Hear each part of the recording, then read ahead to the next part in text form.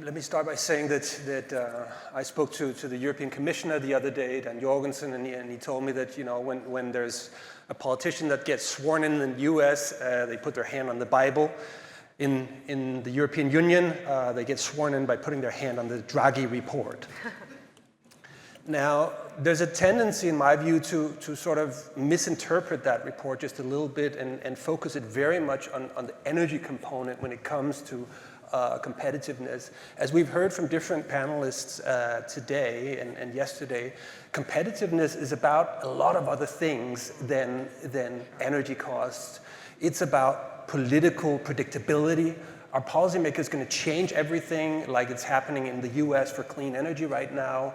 Do we have the necessary administrative agility so that you actually get your permits, you get rid of the bureaucracy? Do you have the skilled labor force? Do you have societal stability so that people want to work in that market? Do you have access to capital? So it's a much broader equation, and that's an important point for competitiveness. Now, the second point I want to make is that we have to look at the question of competitiveness in the broader context of the challenge landscape that we're facing.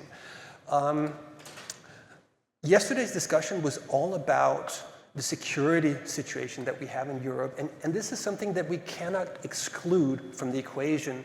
We have heads of state of the NATO countries now signing up to a pledge of spending up to 5% of GDP on defense in the coming years.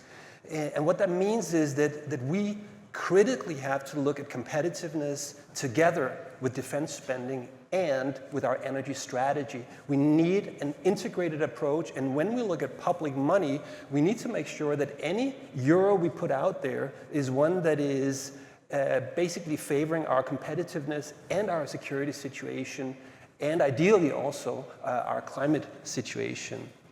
So let's take an integrated approach. And the last thing I then want to say, you know, let's look at renewables and electrification here. Do they tick those boxes of security, of defense, of competitiveness, and climate, by the way? Because climate is a threat multiplier.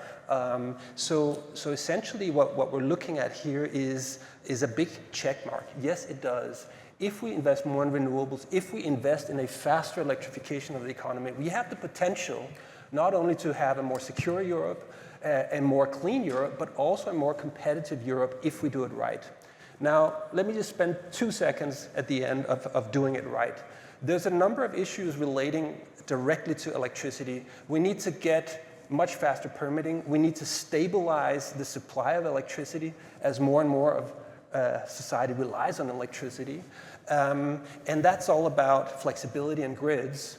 But there's also a broader set of questions of how do we then resolve the issue of energy prices with different industries. And here there's just 2 things to take away. First of all, we don't have a one-size-fits-all. For energy-intensive industries, the energy bill can be a very big deal. For a data center, they don't care. They're fine to pay 100 euro per megawatt hour. So we need a tailored approach for different sectors. And for those that are very exposed to international competition and unfair trade practices from other parts of the world, we need to look at how we can create synergies between the defense spending and the industrial strategy. Now take clean steel, for instance. If we're going to spend 5% of our GDP on tanks, guns, all kinds of stuff, that's a lot of steel.